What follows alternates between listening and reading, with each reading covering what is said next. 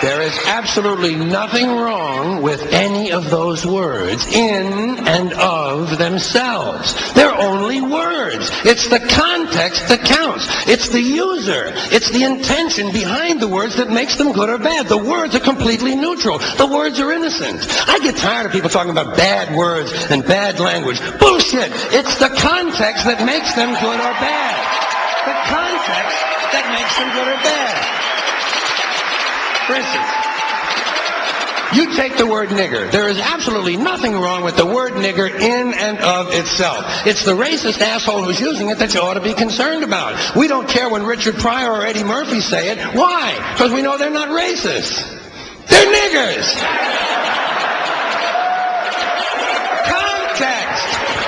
Context. We don't mind their context because we know they're black.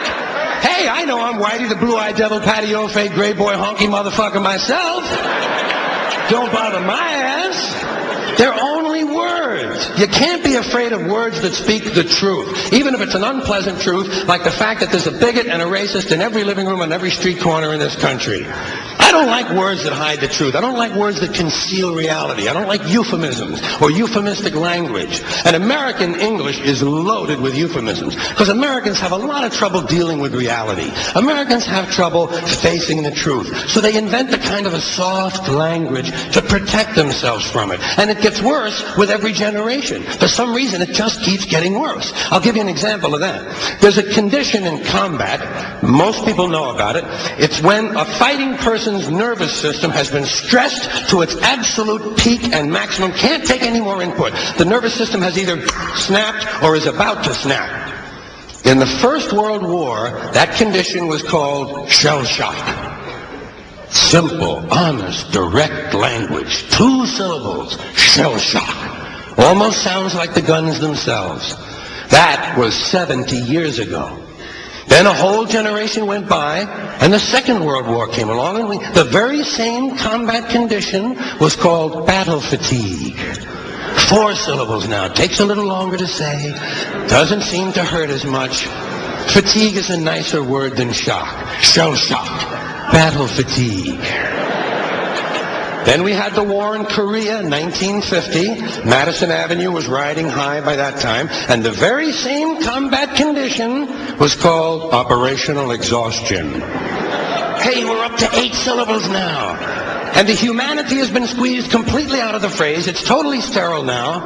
Operational exhaustion. Sounds like something that might happen to your car. Then, of course, came the war in Vietnam, which has only been over for about 16 or 17 years. And thanks to the lies and deceit surrounding that war, I guess it's no surprise that the very same condition was called post-traumatic stress disorder. Still 8 syllables, but we've added a hyphen. And the pain is completely buried under jargon. Post-traumatic stress disorder. I'll bet you, if we'd have still been calling it shell shock, some of those Vietnam veterans might have gotten the attention they needed at the time. I'll bet you. I'll bet you.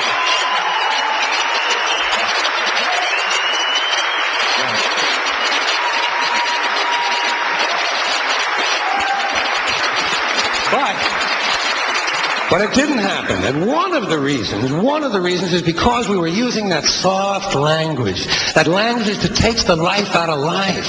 And it is a function of time. It does keep getting worse. Give you another example. Sometime during my life, toilet paper became bathroom tissue. I wasn't notified of this.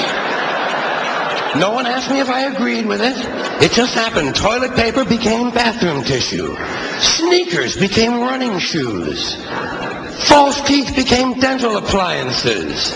Medicine became medication. Information became directory assistance. The dump became the landfill. Car crashes became automobile accidents. Partly cloudy became partly sunny. Motels became motor lodges. House trailers became mobile homes. Used cars became previously owned transportation. Room service became guest room dining. And constipation became occasional irregularity.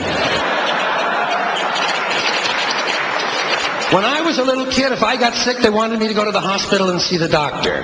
Now they want me to go to a health maintenance organization or a wellness center to consult a healthcare delivery professional. Poor people used to live in slums. Now the economically disadvantaged occupy substandard housing in the inner cities. And they're broke. They're broke. They don't have a negative cash flow position. They're fucking broke.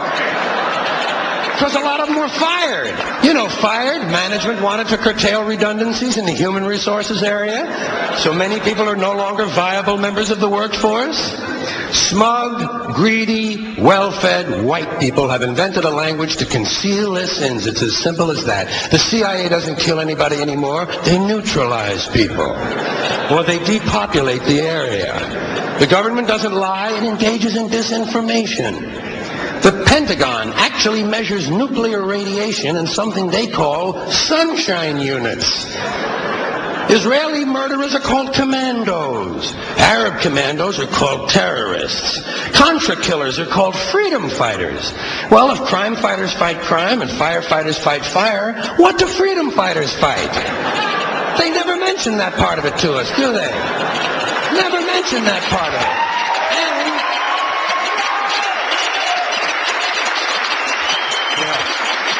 And some of this stuff is just silly. We all know that. Like on the airlines, they say they want a pre-board. Well, what the hell is pre-board? What does that mean? To get on before you get on? They say they're going to pre-board those passengers in need of special assistance. Cripples! Simple, honest, direct language. There's no shame attached to the word cripple that I can find in any dictionary. No shame attached to it. In fact, it's a word used in Bible translations. Jesus healed the cripples. Doesn't take 7 words to describe that condition. But we don't have any cripples in this country anymore. We have the physically challenged.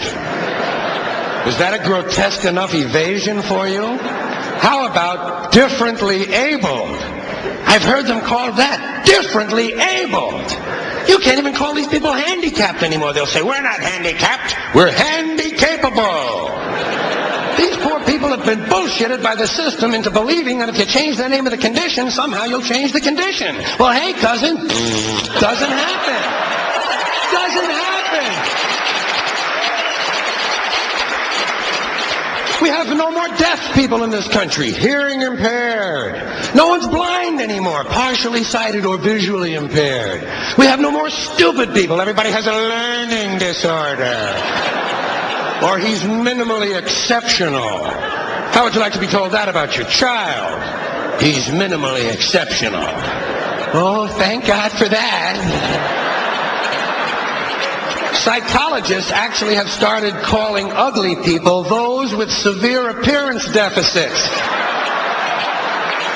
It's getting so bad that any day now I expect to hear a rape victim referred to as an unwilling sperm recipient.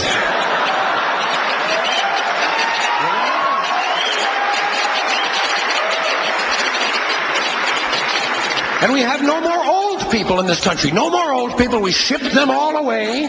And we brought in these senior citizens. Isn't that a typically American 20th century phrase? Bloodless, lifeless. No pulse in one of them. A senior citizen. But I've accepted that one. I've come to terms with it. I know it's here to stay. We'll never get rid of it. That's what they're going to be called, so I'll relax on that. But the one I do resist, the one I keep resisting, is when they look at an old guy and they'll say, look at him, Dan. He's 90 years young. Imagine the fear of aging that reveals. To not even be able to use the word old to describe someone. To have to use an antonym. And fear of aging is natural. It's universal, isn't it? We all have that. No one wants to get old. No one wants to die. But we do. So we bullshit ourselves. I started bullshitting myself when I got to my 40s. As soon as I was in my 40s, I'd look in the mirror and I'd say, well, I guess I'm getting older. Older sounds a little better than old, doesn't it? Sounds like it might even last a little longer. Bullshit, I'm getting old. And it's okay, because thanks to our fear of death in this country, I won't have to die.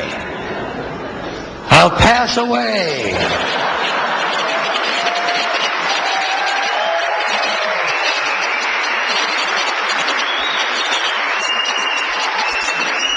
Or I'll expire like a magazine subscription.